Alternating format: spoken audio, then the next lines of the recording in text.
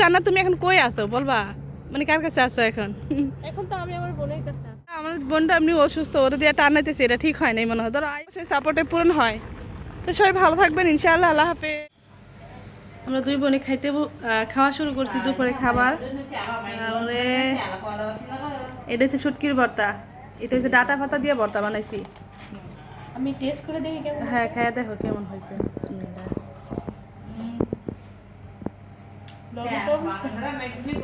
লবণ দিতেছি, দাঁড়াও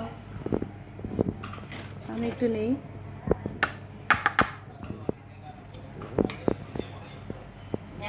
ডাটা পাতাতে কে কে শুটকি ভর্তা খাইছেন? আমাদের ব্রাহ্মণবাড়িয়াতে বেশিরভাগ মানুষ এই ডাটা পাতি দেয়া আর হিদল দিয়ে ভর্তা বানায়।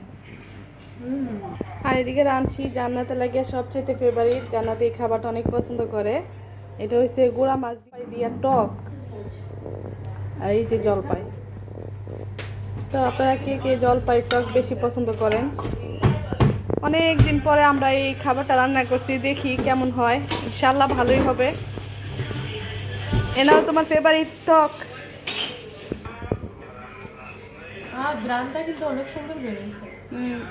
পরে দিব ভর্তা দেখায় নাও। করতেছো যদি দিয়ে দাও এক সাইড দাও।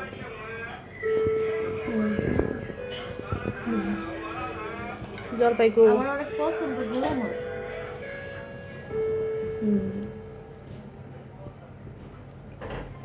টকটাই বেশি, এটার মজাটাই হচ্ছে পানি জ্বলে।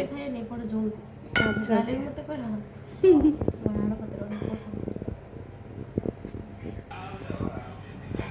গ্রামের মানুষ তো বেশিরভাগ নিচে বসেই খায়। আজকে আমরাও নিচে বসেই খাইতে, নিচে বিদেশে এসে আর নিচে বসে খাইতে পারি না এখন, কেমন জানি লাগে। সবসময় টেবিলে বসে খাই অভ্যাস যে, তো টেবিলে জায়গা নাই, সবাই বসে রয়েছে। এই জন্য আমরা দুই বোন নিচেই বললাম। শুরু করি ইনশাআল্লাহ, ভালো থাকবেন সবাই। যে টক তরকারি দিয়া জলপাই দিয়া রান্না করছি, এই খাইতেছি। জান্নাত বেশিরভাগ পছন্দ করে মায়ের হাতে টক তরকারি, তো ভর্তা দিয়া টক তরকারি দুটা মিলাই খাইতেছে। আসলে আমার হাতে টক তরকারি অনেক মজা হয়, জানি না আম্মা কেমনে রাঁধে, তো এই আর কি আমি রাঁধছি আমার মতো করে। কিন্তু হ্যাঁ, তেমন খারাপ হয় নাই, ভালো হয়েছে আলহামদুলিল্লাহ। সবাইকে দাওয়াত দিলাম দুপুরে খাবার খেতে আসেন। আজকে আমরা দুইজনে মার্কেট করতে যাইতেছি, বাজারে সব কিছু লয়ে পড়বো। কয়টা নিছো? দেখেন বেচারা টলি টানতে টানতে জমাইছো, এখন নিয়ে যাইতেছো নাকি? প্রতিদিনই যাইতে হইব? প্রতিদিন যাইতে হয়। আজকে তো আমি তোমার লগে ঝগড়া করব। কি নিয়ে? কেন বাজার করতে হইব শুনি? বাজার করে দিব কেডা? হ্যাঁ, বাজার করে দিব কেনা? যারা খায় তারা তো বাজার করে খাইবে। তোমার প্রতিদিনই টলি নিয়ে নিয়ে রাস্তা দিয়ে আইবা, এটা কেমন দেখা যায়? কি করবো, এটাই কপাল। কপাল।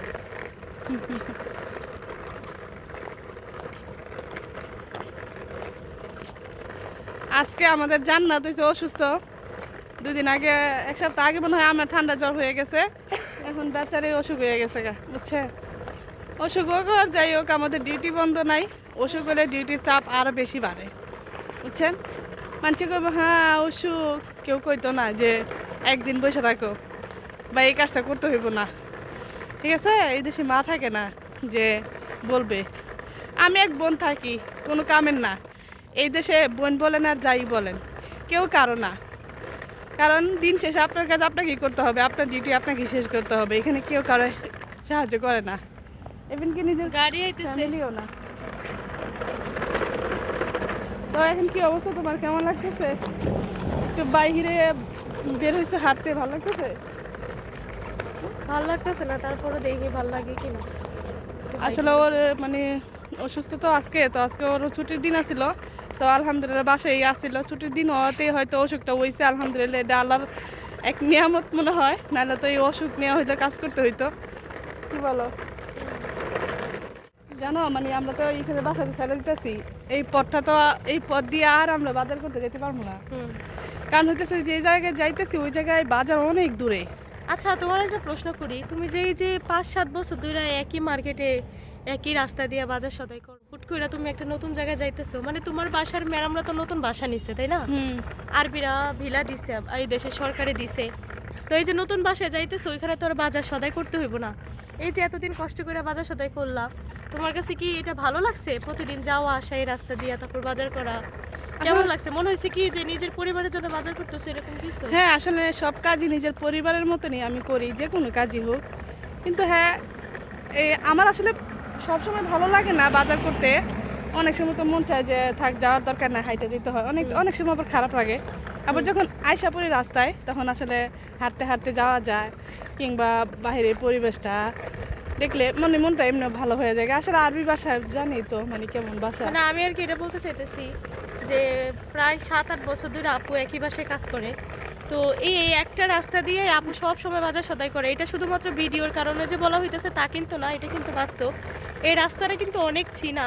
আর মনে হয় যে একই রাস্তা দিয়ে যাওয়া আসা করতে করতে আপুর মনে হয়েছে যে এই জায়গাটা অনেক বেশি প্রিয়। এখন আরেকটা নতুন জায়গায় যাওয়ার পর আপু কিভাবে ম্যানেজ করে নিব, মানে কতদিন লাগবো এই জিনিসটাকে ভুলতে, বা এই তোমার কি মনে পড়বো সবসময় এই আমি রাস্তাটা? এই রাস্তাটাকে অনেক মিস করবো, আর আমি মনে করি এই রাস্তাটাও আমাকে মিস করবে। আসলে আমিও কিন্তু ঠিক এরকমই। আমি আমার জায়গাটারে ছাইরে আসার পর আমি অনেক কষ্ট পাইছি। আমার ওই রাস্তার সাথে যে মল আছিল, আসলে আমরা যখন একটা জায়গায় থাকতে থাকতে অভ্যস্ত হয়ে যাই, তো মানে যেটা কইতেছিলাম যে একটা জায়গায় থাকতে থাকতে অভ্যস্ত হয়ে যায় আমরা, ওই জায়গাটারে ছাইরে আসতে কিন্তু অনেক কষ্ট লাগে। কিন্তু কিছুই করার না। আমরা সারা জীবন এই দুনিয়াতে থাকুম এটাও না, আর একই জায়গায় যে সারা জীবন থাকুম এটাও কিন্তু না। আমাদের যাইতে হইব, মানে এটাই হচ্ছে নিয়ম। জায়গা ছেড়ে যাইতে হয়, মানিয়ে নিতে হয় এবং মানায় নিতে হয়। সব কিছু আসলে এই পৃথিবীটা হচ্ছে মানায় নেওয়ার একটা জায়গা। হ্যাঁ, তো আমরা দুই বোনে হাঁটতে হাঁটতে যাইতেছি বাজার করতে। আজকে আমার অন্য দিনের থেকে আজকের দিনটা আসলে অনেকটাই ভালো লাগতেছে, কারণ জান্নাত আমার সাথে আছে। ও আমার সাথে যে কোনো ভালো লাগতেছে না, আমার হাত পা কাজ করতেছে না, মনে হইতেছে যেন আমি পড়ে যাবো এরকম লাগতেছে। আচ্ছা, তো কি করব, চলে যাই, চলো। আসলে সবচেয়ে বড় কথা, তোমরা তো আর এই বাসাটা ছেড়ে যাইতেছো না, তো এটাই আমার কাছে অনেক খারাপ লাগতেছে। তোমার সাথে মানে এখানে কতবার আসছি তার তো কোনো হিসাব নেই। এই রাস্তাটা আমারও অনেক পছন্দ, করে ছাইড়া যেতে আমারও অনেক কষ্ট লাগবে। আসলে তোমার আর আমার একই সিচুয়েশনে পড়ছি, দেখছো? মানে একই জায়গার মধ্যে এসে পড়ছি, আর একই দেখা গেছে একই পরিস্থিতির মধ্যে আছি। এখন কই আছো বলবা, মানে কার কাছে আছো এখন? এখন তো আমি আমার বোনের কাছে আছি, সবচেয়ে প্রিয় মানুষটার কাছে আছি। তো এখানেই থাকুম। আপু এখান থেকে অনেক দূরে চলে যাইবো, তারপরে হয়তো দুই বোনে আর এভাবে ভিডিও করতে পারুম না।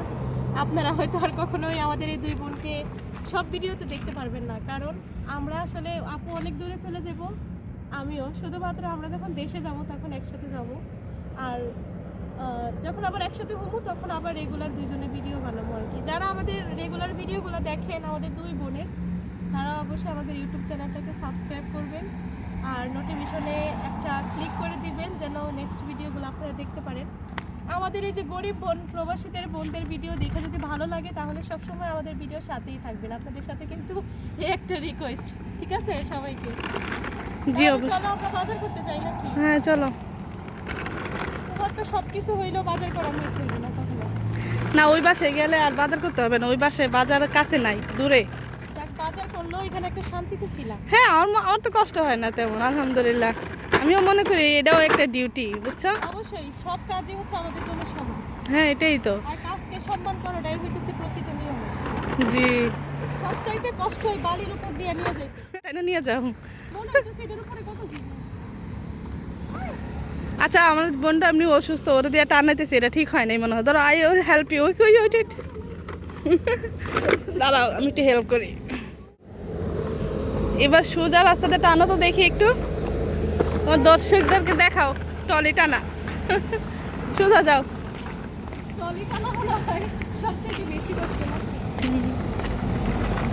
আচ্ছা দর্শক, আপনারা কেমন লাগছে অবশ্যই জানাবেন, আর আমাদেরকে অবশ্যই একটু সাপোর্ট করবেন। ইনশাআল্লাহ আমরা যেন আমাদের যে লক্ষ্য নিয়ে, স্বপ্ন নিয়ে ইউটিউব চ্যানেলটা খুলছি, সেটা যেন আপনাদের ভালোবাসায় সাপোর্টে পূরণ হয়। টাটা দিয়ে দাও। সবাইকে টাটা। Goodbye. বাকি থেকে দুই বোন একসাথে ভিডিও করব। আল্লাহ হাফেজ। আল্লাহ হাফেজ।